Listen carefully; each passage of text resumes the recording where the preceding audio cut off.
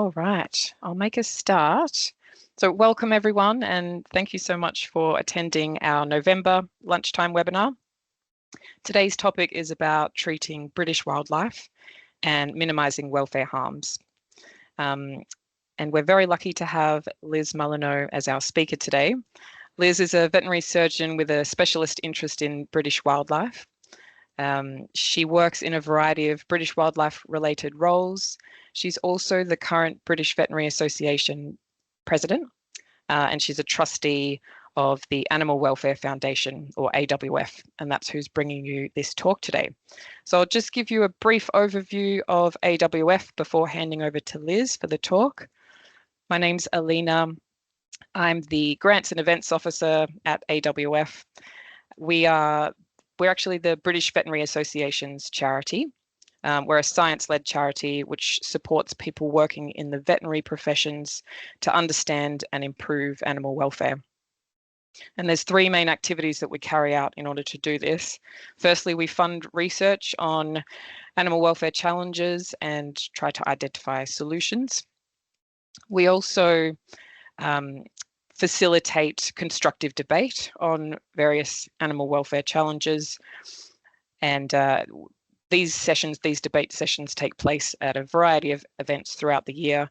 And the main one is our annual conference, which is called the Discussion Forum.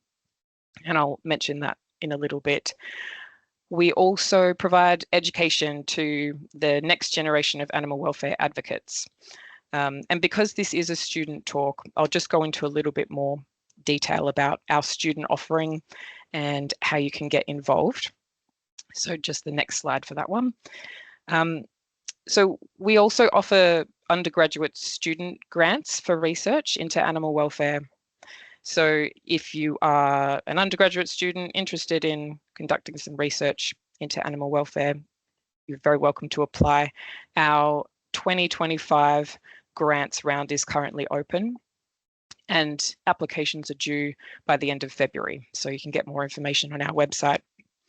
There's also a range of different welfare topics that can be presented to. You can host one of these talks like the one today, either in person or online. So lots of students from different animal welfare societies or veterinary societies at the universities will do that. We've got quite a lot of resources on our website, like case studies, animal welfare advice, which can be helpful for your studies and to go alongside your coursework. And then the discussion forum, as I mentioned earlier, is our annual conference, and it's an entire day dedicated to animal welfare, to talking about animal welfare. We really encourage students to come along, so very welcome to attend, and we do discount our student tickets quite a lot to try and get you to come. So the discussion forum next year is going to be on the 19th of May, and tickets will be available from early next year. So be great to keep in touch. We can give you more information about discussion forum launch and any more animal welfare talk topics and things like that. So yeah, if you could subscribe to our newsletter, you'll receive those updates, or you can keep in touch with us on social media, on LinkedIn or Facebook. And yeah, that's a bit about AWF. So I'll hand over to Liz for the talk. Feel free to pop any questions in the chat channel, and Liz will be able to answer those at the end. Thanks, Liz. Brilliant. Thanks very much indeed, Alina. Good. Okay, so what we're going to do is we're going to talk about wildlife rehabilitation generally today, but we're also going to put a real focus on the kind of welfare implications of this discipline, and perhaps how you can think about how you mitigate some of the welfare harms when you're dealing with Indigenous wildlife. So the first thing really is just to understand what wildlife rehabilitation is, because it's not the same as exotic pet medicine. It's something really different. It's about us taking animals from the wild that have been either injured or diseased or displaced, for example, in a flood or something like that. And these are always indigenous animals, or animals that are native to the countries in which we're encountering them. And the aim of the process is to release healthy animals into appropriate habitats back in the wild. So often those appropriate habitats are where the animal was found in the first place. That's usually our aim.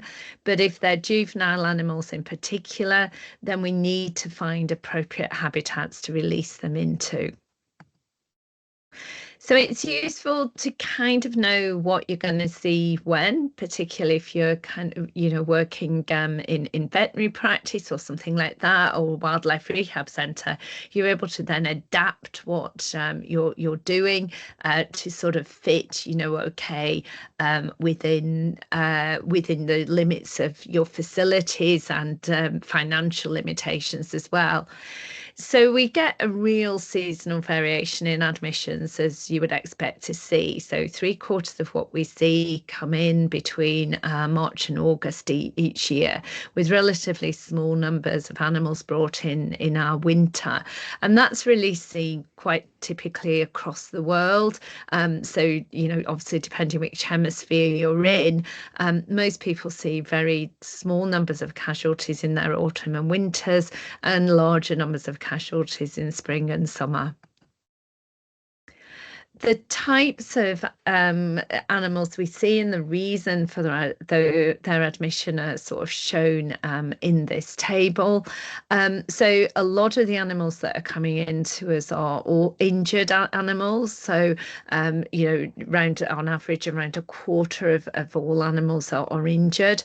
And the other big representative group really are orphaned animals. So animals that, appear to not have a sort of parent animal around at a stage when they should still be dependent on their parent.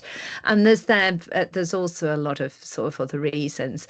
This classification of why things come into us is very much based on what the finder of the animal says. So it might not be 100% accurate, and also it's a primary cause.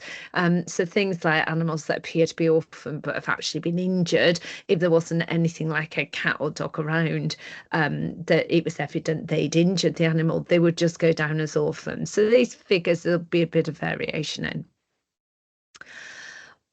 This data all comes from a study I did with Secret World Wildlife Rescue, which is the charity I've most commonly worked with. And what we've looked at here are the most common species that come into that charity in the southwest of England over a 10-year study period. And this table shows those animals where we've had more than 1,000 of that species come into us. So right at the top of the tree are hedgehogs. And it's interesting to think about this, because the reason hedgehogs are coming in might not necessarily be because they're orphaned or injured really commonly. It might be because the general public are really aware of hedgehogs being a threatened species, and they're relatively easy to pick up. So a lot of hedgehogs coming into captivity quite possibly don't need to come in, but it does really elevate those levels. The other mammal is the rabbit, which is right down at the bottom, and probably suffered in a different way. People often consider them to be, a pest species, and therefore they might not be brought in as commonly as, they perhaps should be. And in between, we've got a large number of birds, probably species you would consider to be common birds. What's interesting with the birds, though, is even though we think we see them frequently, some of them are actually on the British Trust for Ornithology amber and red list, so they're endangered species, and that includes wood pigeons, herring gulls, and mallard ducks. So what happens to these animals when they come into wildlife centres? Well, based on the data from Secret World Wildlife Rescue, we euthanize sort of a third to a quarter, sorry, a third to 40% of the animals. A smaller percentage die in captivity, and just over 40% are released. I have to say that certainly at Secret World, these figures very much changed over that 10-year period because we improved the staff ability to triage animals. So we actually ended up in a situation where over time we euthanized more, but less died. Our release rate stayed quite static. And what that, I suppose, shows is that we're able to train people to make better triage and euthanasia decisions so that less animals kept in captivity suffer and die, but actually our release rates don't change. And that's really encouraging, I guess, in a way that we don't have a crystal ball when these animals come in, but by good triage, we are able to make euthanasia decisions really quite quickly. So how are wild animals protected? Well, it's kind of protected in two ways. The first, if they have protection in the wild, and in the UK, across all the devolved nations, this comes under the Wildlife and Countryside Act 1981, as well as some species-specific acts, some additional legislation that protects certain species. Broadly, the wildlife legislation stops animals from being taken from the wild, kept in captivity, from being killed, from being disturbed, or from from having their habitats interfered, disturbed, or destroyed. If an animal is injured or displaced in some way and its welfare is potentially being compromised, then the care of that animal is generally exempt from taking and keeping, provided the intention is to release a healthy animal back to the wild. Once animals come under the control of man, they fall into the animal welfare legislation, which is devolved across the 4 UK nations, but is also broadly similar. So the Animal Welfare Act applies to all animals in captivity or caught in a trap or caught in a snare.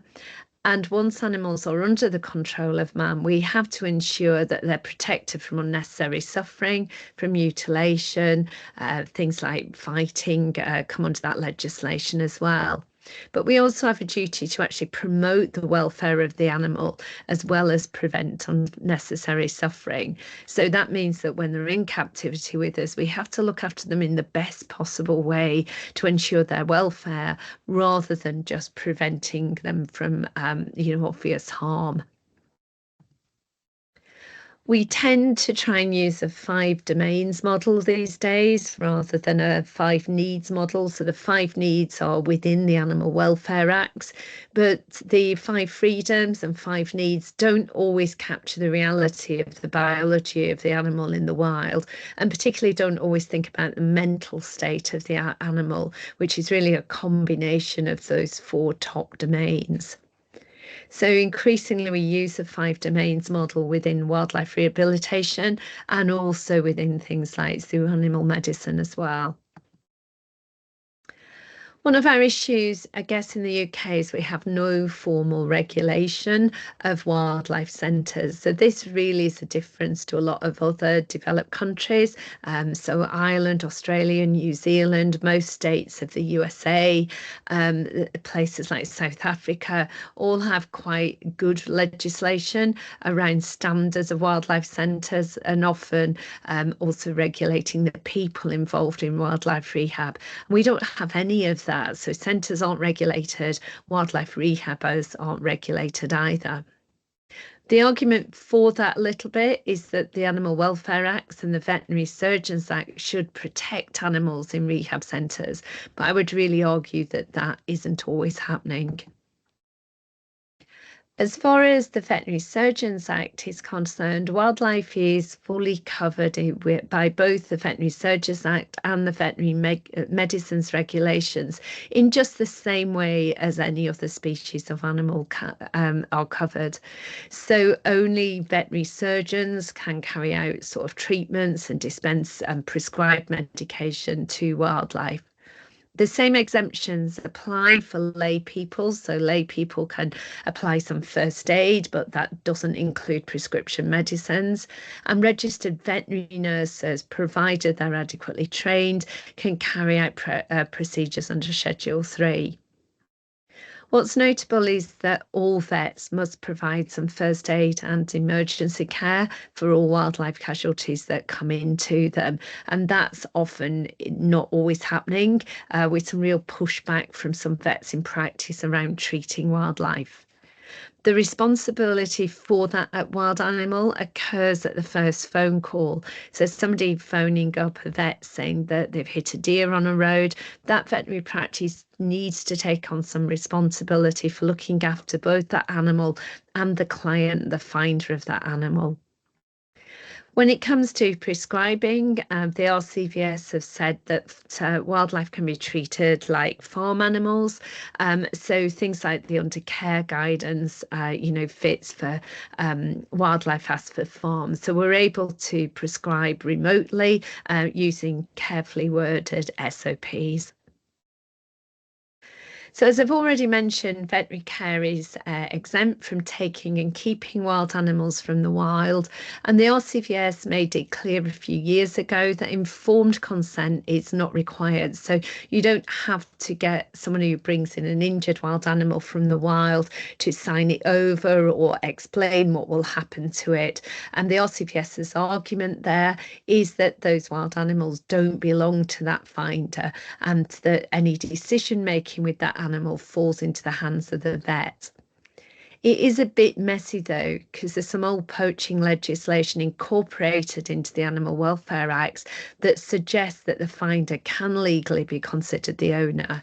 So I think there's some huge advantages to having the animals signed over to your practice or your wildlife centre, and I would really encourage people to use forms to do that. So there are a lot of potential benefits to us treating wildlife casualties, and those are sort of listed there, and we'll go through some of them here. So probably the second consideration after welfare that most wildlife rehabilitators will raise is educating. If we can educate the general public, we can mitigate some of the harms, the anthropogenic harms to wildlife, and reduce the number of animals that are coming into us in the first place. And that education, as well as being able to be given to broad groups of people, everyone from preschool children up to veterinary professionals and PhD students, that education can be much broader than just British wildlife. It can include all aspects of animal health and welfare, and all aspects of things like good animal care, keeping, and environmental aspects as well. The role of wildlife rehab in conservation very much depends on where in the world you are. I would say there's probably few species in the UK that necessarily benefit directly from us treating, rehabilitating and releasing individual animals, but that can be quite different elsewhere in the world, where veterinary surgeons and wildlife rehabilitators can become really involved in conservation projects. The little guys on the right there are blue duck, and these are being double clutched in New Zealand. So the first clutch of ducklings will be flown to offshore islands where they're protected from predator species. So vets are very much involved in this, either with breeding programs or perhaps the medical treatment of individual animals, or even the mass treatment where you have disease outbreaks in endangered species elsewhere in the world. In terms of British wildlife rehab, the evidence that wildlife rehab contributes directly to conservation, perhaps by, reinforcing local populations, is actually extremely limited. And it might be that in some instances, wildlife rehab actually does some harm. There can, however, be some really good indirect benefits of wildlife rehabilitation. So if we collect data, we have really useful data that tracks sort of what's going on with species in a given area over time. It lets us know things about things like non-native species distribution, for example, grey squirrels, and it might be able to be linked to things like changing environments, anthropogenic effects, new roads or rail networks being built. But of course, we need to keep really good data for that sort of thing to be beneficial. We can also provide some really good conservation specific education. So we learn a lot about keeping these animals in captivity, what to feed them, how to keep them. And that can be information we can pass on to projects that, for example, are reintroducing species in new areas. So we've done a lot of this around pine marten conservation, in particular in the UK. But it's really important that whatever we're learning about conservation doesn't compromise individual animal welfare.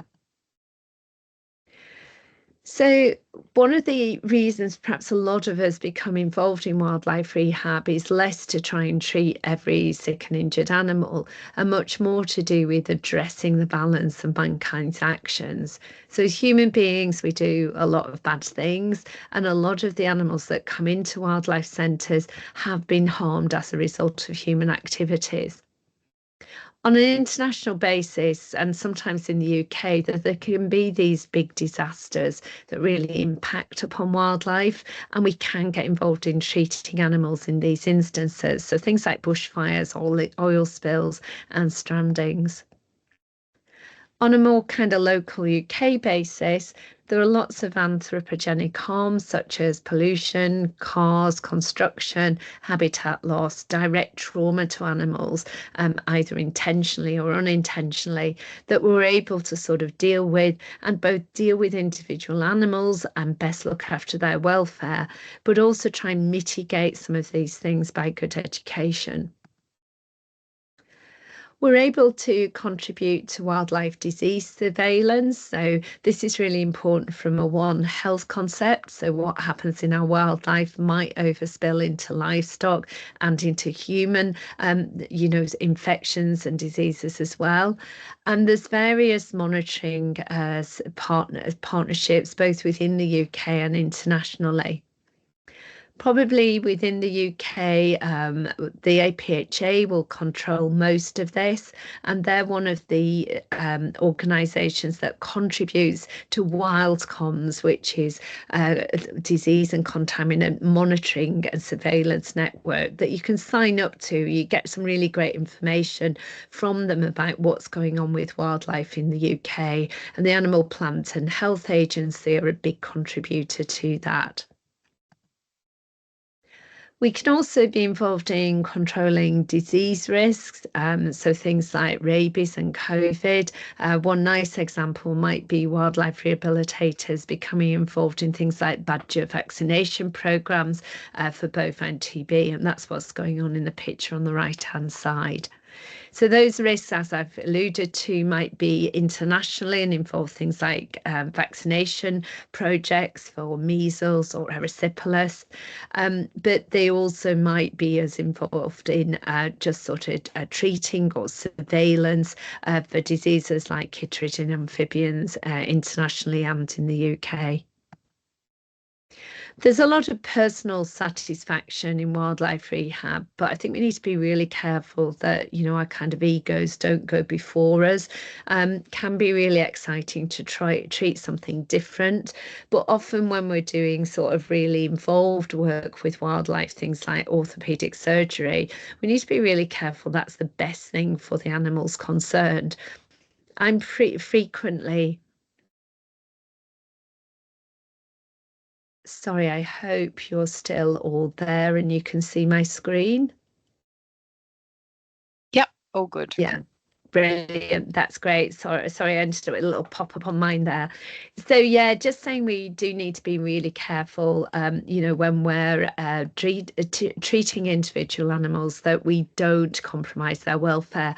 I frequently get things sent like MRI and CT scans of injured wild animals, and they just need to be euthanized. There's no way on earth you're going to be able to treat those injuries, and someone's just getting unnecessarily excited at the idea of being able to put an otter through their CT scanner.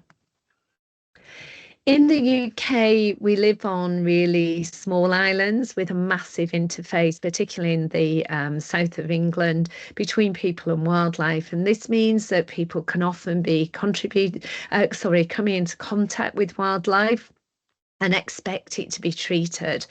And that can be problematic because the general public's understanding of wildlife and how it lives can often be a little bit strange. They'll sometimes really Disneyfy wild animals and not understand how tough life is in the wild and how inappropriate it is to keep wild animals in captivity. They can also just have really unrealistic expectations. They do that already with their pets, but it can be almost worse with wild animals, and particularly so if they've been involved in the trauma that's harmed that animal in the first place. So we need to be able to communicate in a really positive way with finders. They're often very upset. They feel overly involved themselves.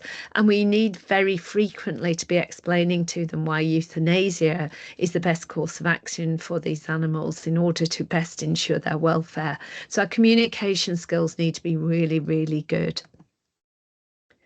So there are quite a few welfare harms associated with treating wildlife, and that can occur through the rescue, rehabilitation and release process.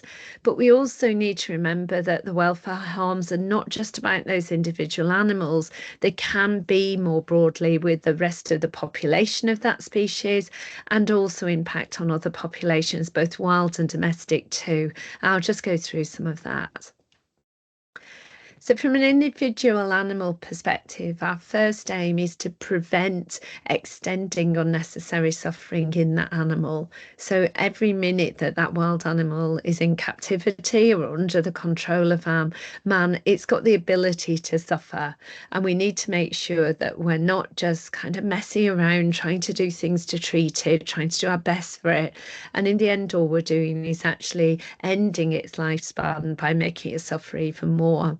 So that means we need to make quite rapid decisions about what the best thing to do with these animals when they come in should be, and particularly make rapid decisions about whether or not we should be euthanizing these animals or embarking on a treatment plan. That can be really hard, really, really difficult. So the picture on the right is a badger. It's got some skull injuries. It's got a damaged mandible, damaged maxilla, and also a fractured hard palate. Now, those injuries in a dog or cat would be relatively difficult to treat. They're fixable from a surgical perspective, but in order to best encourage healing, we would be placing some sort of feeding tube so that the animal didn't need to feed whilst those fractures were healing. And there's also a guarded prognosis with these sorts of injuries. And I would argue that trying to embark on treating those in a badger is totally inappropriate. So the first compromise in the sort of rehab treatment release process is at rescue. And you can see in these pictures that when we try and capture these animals in order to bring them into captivity to treat them, there's a real risk of further compromising their welfare, of them further injuring themselves. So that deer is going to thrash around when we approach it. It's going to be really scared when we approach it. So we could perhaps best do that by first covering its head, so it's not got visual stimulus, it can't see us coming, and then perhaps sedating it or at least using some anxiolytic drugs in situ before we handle it would really help. It looks like it's been there quite a long time by that vegetation around it. So how injured is it? Can we quickly assess it and decide whether or not we should perhaps be euthanizing it in situ or whether we should be cutting it out of those railings and trying to treat it? That badger on the roadside might be dead, but if it is alive and it seems somebody approaching it, its first instinct is going to be to run away. And I've seen animals get up and just run into the next car that comes along. So we need to plan our rescues really carefully to ensure that we don't cause further trauma. Further trauma to that fox, in the same way as the deer, is also likely to occur if we don't approach it in the right way, and that leg's probably already compromised. And the same way with the gull, if it flaps around, moves around a lot, then its internal injuries are likely to get worse. So we need to really plan, very carefully plan our capture of these animals.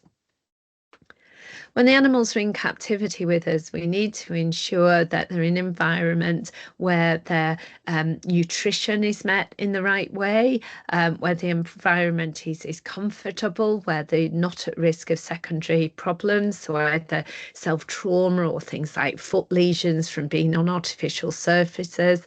But we also really need to ensure that their mental status is compromised as little as possible. So if they're social animals, they ideally should have some friends, and that's particularly the case for juvenile animals. We need to make sure that they're kept in, seclusion so that they can't see predators if they're a prey species, and particularly they can't see human beings. So if we are going to keep them in captivity for periods of time whilst we're treating them, we need to make sure that we're not compromising their mental status in any way. We need to ensure that these animals are fit to survive back in the wild when they go back to the wild. And that can be really difficult. Often there's not the published information to know what a normal life expectancy would be for some of these species, but we certainly need them to be mentally and physically fit when we release them. As I mentioned earlier, our adult animals tend to go back exactly where they came from, because that's where they have their niche, where they have the best chances of survival. So 3 pictures on the left, that's what's happening. For our juvenile animals, they need new sites. They also need to have the skills to be able to survive in the wild. And they tend to be released as release groups of juvenile animals into new sites. So the picture top right is an artificial badger set that was constructed a year before the animals released into it. So some vegetation grows over it. And it's made up of a series, usually of plastic pipes, forming an artificial set. There's 2 layers of electric fencing around that, and those will stay up for a couple of weeks before they're removed. So the badgers settle in their artificial set and then have the opportunity to forage further away. We also artificially feed our released juveniles over the first winter, because obviously the winter can be quite tough. So that means we have to have people locally with the skills, expertise and time to feed those animals or provide feeding for them until we know they've dispersed and they're able to forage for themselves. We need to think about the broader ecological impacts of our releases. So our casualty animal doesn't exist in isolation. It's part of a broader ecosystem. So it interacts with people, which is often why it's come into us, but also with domestic animals, with other wildlife of the same species and of different species. And the casualty animal also has its own mini ecosystem. So it's got its own population of fungi, viruses, bacteria, helminths, protozoa and arthropods.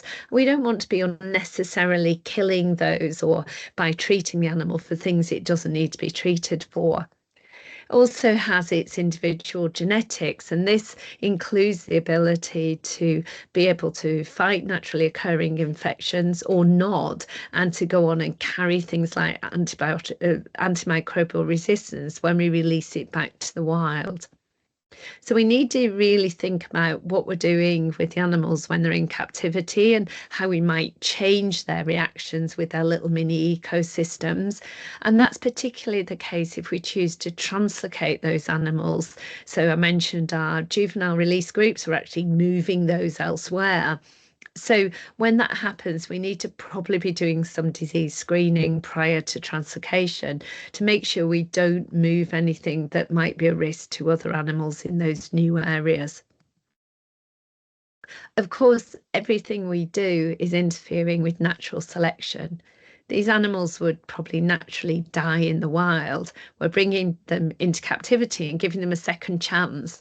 But you could argue that that second chance is an unfair advantage over animals that are left in the wild.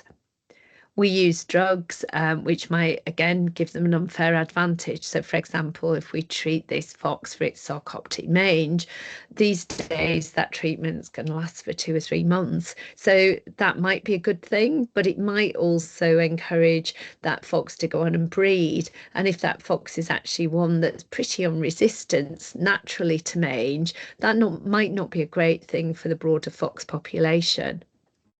When we use things like vaccines for myxomatosis or parvovirus in badger cubs, in order to ensure that we don't have big losses in our juvenile animals, when we release those animals, they do have an unfair advantage over the ones that are in the wild.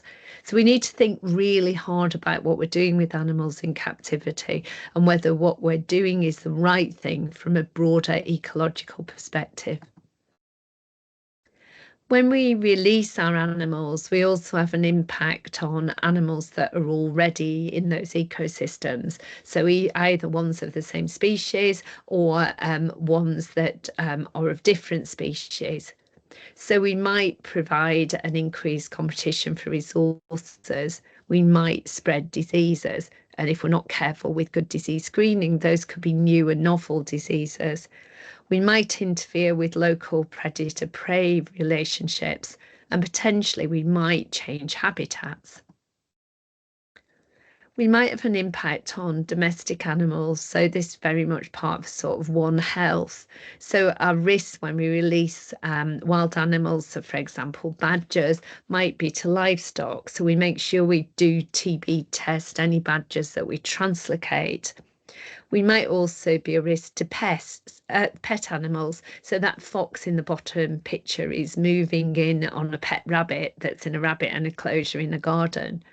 Again, we might transmit diseases to other species. We might change those relationships between predator and prey, and we might change competition for resources, not just within wild animals, but also with our domestic animals.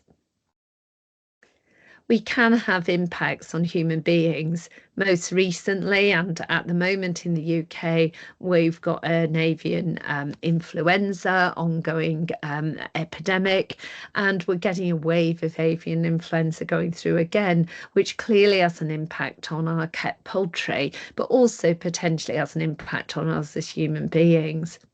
And there's a lot of other, particularly viral infections, that will move from wildlife into people, but also potentially move from people back into wildlife. So these days, when we're dealing with things like badger cubs and other mustelid species, we try and wear face masks in order to not risk spreading things like COVID-19 back to those species where they might mutate and then come back in a different form to human beings. One of the other impacts on releases to human beings can be that large numbers of a species can just be a nuisance. And if there's any risk of those animals being persecuted when we release them, we need to think really carefully about our release sites. The impacts on the environment can come from overloading of certain species. For example, badgers will dig up lawns quite happily looking for worms. And we all know of the ecological benefits of beavers. But if the human population in that area is not bought into those benefits, then we can find those animals are targeted and persecuted. So we need to think about whether the environmental impacts are ones that are appropriate and ones that everyone is happy with. So how do we make decisions? So when we're decision making with our wild animals, and particularly from a welfare perspective, we need to make sure we've got an animal we can treat, we've got adequate veterinary care, we've thought about any legal issues. So for example, is it legal to even release that animal back to the wild? We need to think about whether or not we have appropriate rehabilitation facilities. And we need to think about when we release those animals, whether we're going to have any negative impacts, whether we've got suitable release sites, and whether we can make releases in terms of the time of year, appropriate weather, territorial considerations. So I'll go through some of those things. So a suitable casualty doesn't have to be one that we can get back to being absolutely perfect, but we need to be releasing it back to the wild in a state in which it can survive as well as any other member of that species.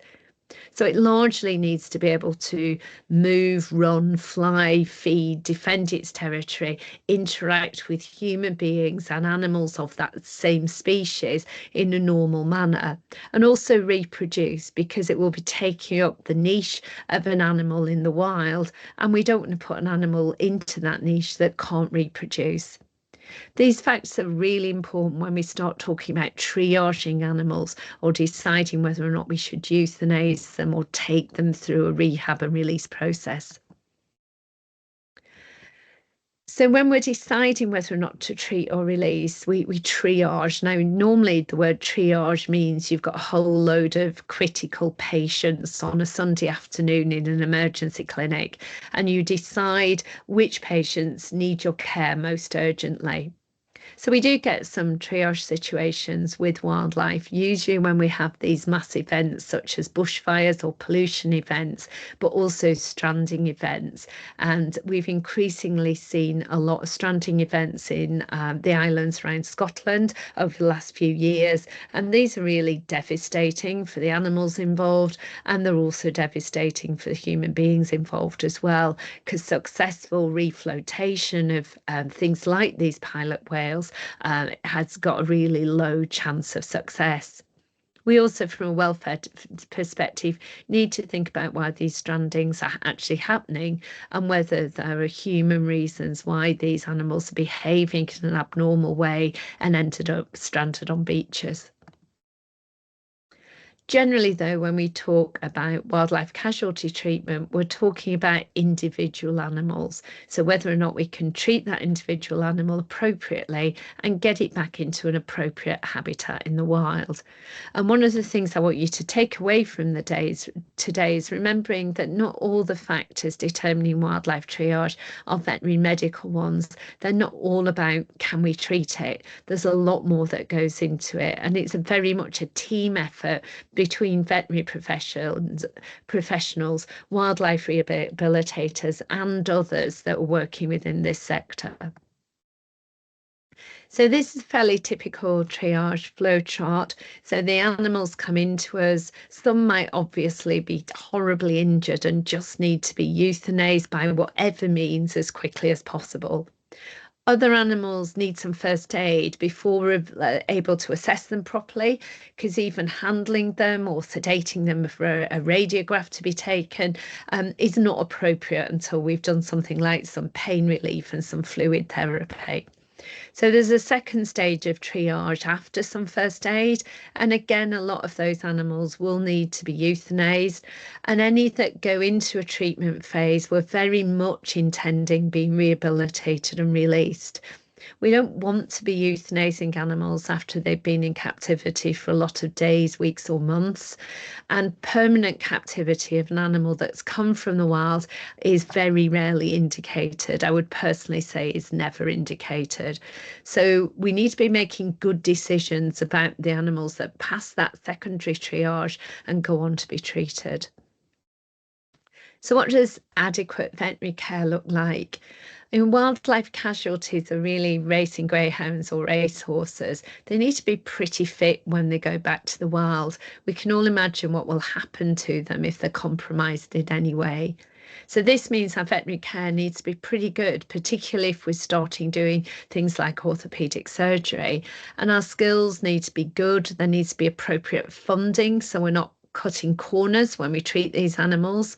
And the reason for that is, unlike your dog or cat, where I can see it a few months down the line, if it's got some osteoarthritis in a joint, I can help manage its weight, physiotherapy, give it some pain relief. Once we let these animals go, we're never going to see them again. So we need to make sure that not only they're fit at the point of release, but they've got a really good chance of staying fit for a long time. For some animals, the welfare aspects of handling and treatment can just be too much for them. So foxes are a good example. Some foxes will sit in a dog bed and be quite happy to be caught up and anaesthetised again for some orthopaedic external fixators to be destaged, or more x-rays to be taken, or a wound to be cleaned.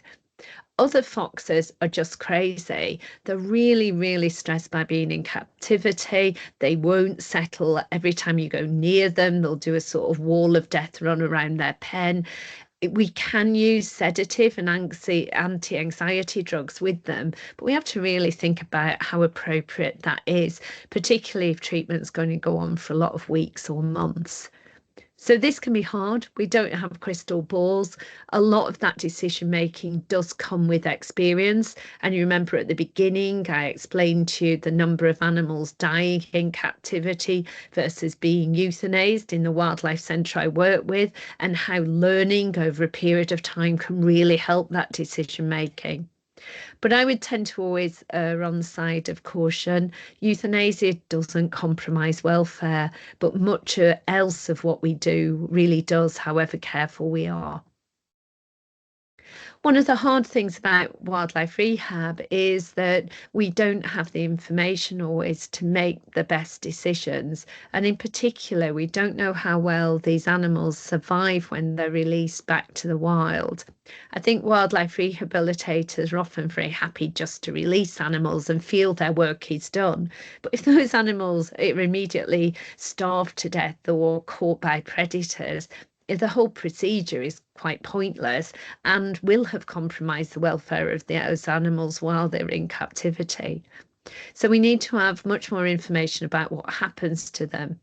Often one of the issues is that there also isn't published work on, for example, how badger cubs survive in the wild normally, when they aren't brought into captivity. So we lack some of that comparative data to look at, but we definitely can learn some things. So some of the ways we'll post-release monitor animals are by using things like microchips and RFID readers. So this is on a badger path, and it's set up a bit like a cat flap microchip reader would be for your cat. We can also use the same thing for other species. So this owl will have been microchipped in its breast muscles, and the reader in this case is set up so it reads that. But we've also captured an image of this owl on a trail camera, and trail cameras are really cheap these days. We can use them a lot. This picture is from the Zoological Society of London some years ago, and this badger's obviously got a tracking collar on. These collars fall off after a period of time. They are becoming easier, they're becoming lighter, they're becoming a bit easier to use. Some of you will perhaps have trackers on your dog, so you will know that. And I hope within my lifetime it's going to be much, much more easy to track our animals after release. Or we can also, for more long-term tracking, use things like DNA in feces and also in snagged hair. So, as I've already suggested, there is a lack of evidence for a lot of wildlife rehabilitation, and we need to try hard to provide more evidence so that we know we're doing the best thing from a welfare perspective. The starting point really for collecting that evidence is collecting good basic data. And I published a paper last Christmas, which I showed you those graphs at the beginning of 10 years worth of data from one rescue centre in England. And, the quality of that data and the extent to which I needed to go through that data and clean it and check it was really quite a lot. And that's because, people in wildlife rehab centres are very time limited, often data collection systems not very good. People don't understand the significance of that data, and often when the data is published, they really then get quite excited about what that can show, and they understand why it's important. They put the right tick in the right box. So we really need to try and work with wildlife rehabilitators to collect the best data that they can. I think there is a bit of a fear about what that data might show. I think for some rehabbers, there's a fear that it might show that they don't release many animals, and that might affect their funding. It might show that some of the species they really enjoy treating actually have really poor success rates. And once we start talking about trying to get national data and wildlife rehab centres sharing data or feeding data into a central database, there's a real fear that they might not be doing as well as other wildlife rehabilitators. So we need to try and, collaborate as well as we can to try and overcome some of these fears. So what does the future look like? I think we need to continue to provide good education for everybody working in this arena. So veterinary surgeons, veterinary nurses, wildlife rehabilitators themselves, but also others like ecologists, biologists and general naturalists working in the sector, so they understand where and if wildlife rehabilitation can contribute in a positive way.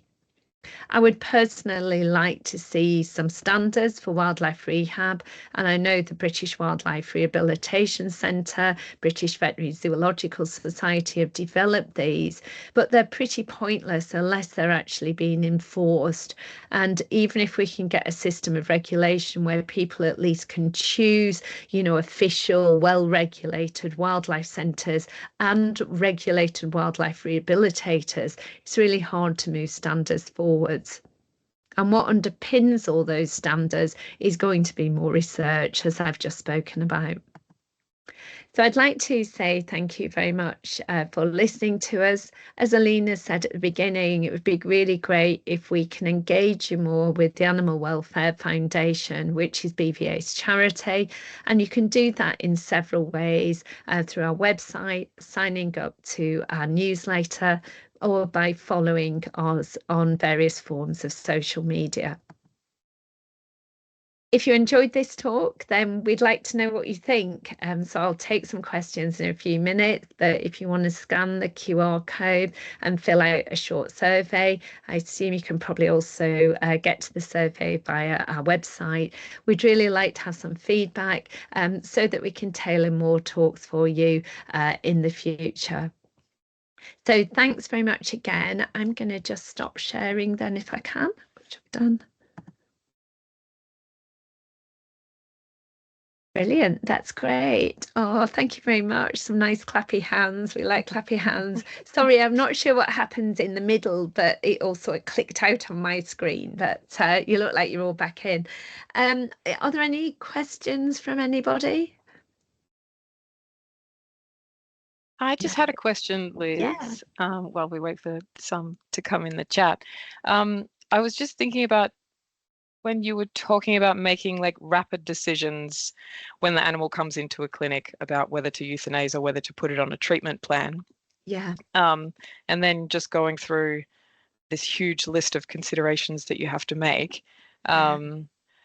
Is there any like a framework or a worksheet, or do people kind of use different things at different clinics? No, so I think it's probably, I mean, to be honest, a lot of the decisions are not really clinical. The clinical bit is, can you fix it at all and how long will it take? But it's all those other factors about, have you got a rehab centre? And I speak to vets all the time that are in parts of the country where there are no wildlife rehabilitation centres.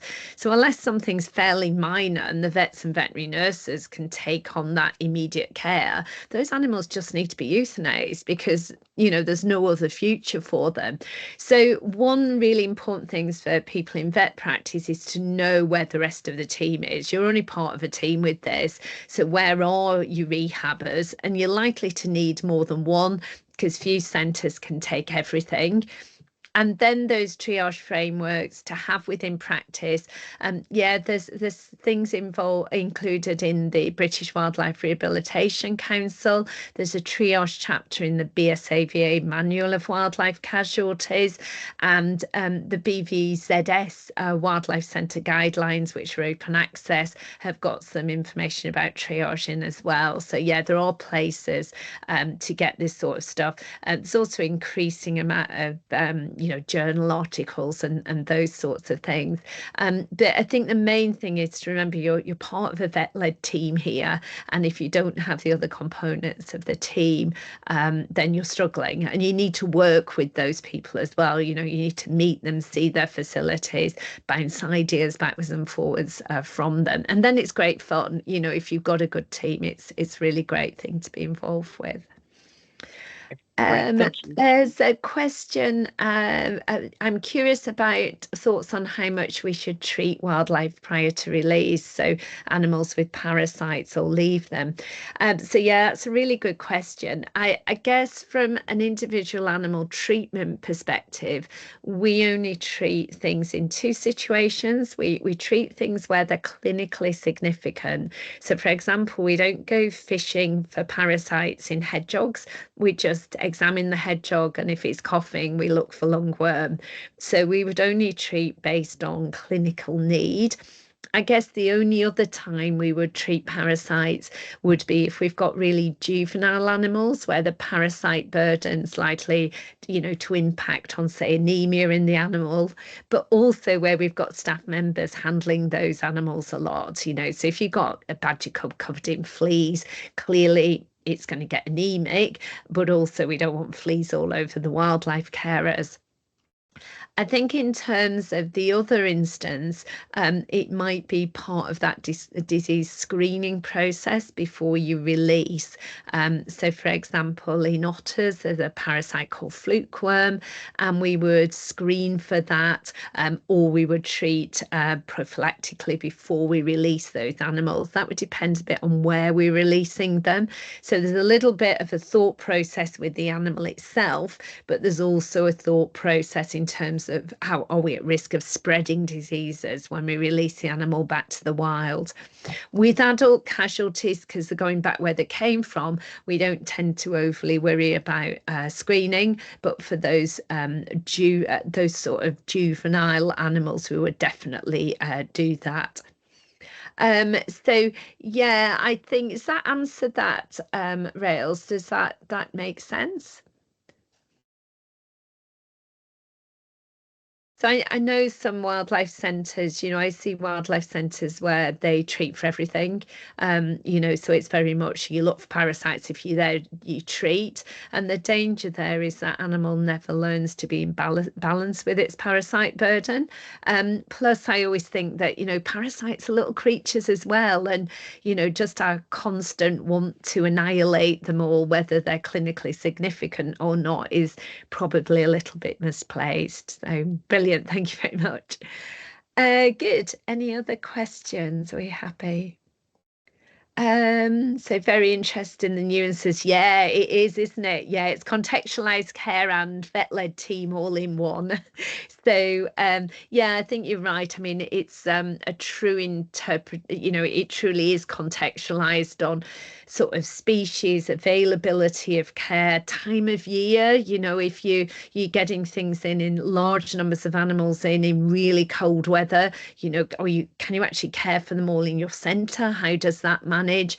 If it's grey squirrel, you can't release it. What are you going to do there? So yeah, it is. It's a really good use of the term contextualized care.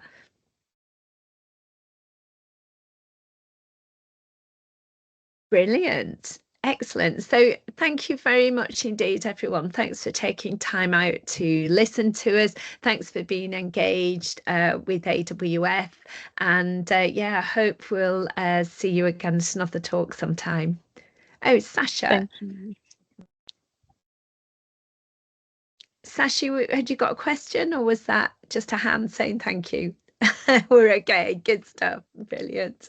Excellent. Thanks. Anything from you, Alina? You're happy? No, big thank you. Thank you so much, Liz. That was great. Brilliant. That's great. See you all soon. Bye. Thank you. Bye, everyone.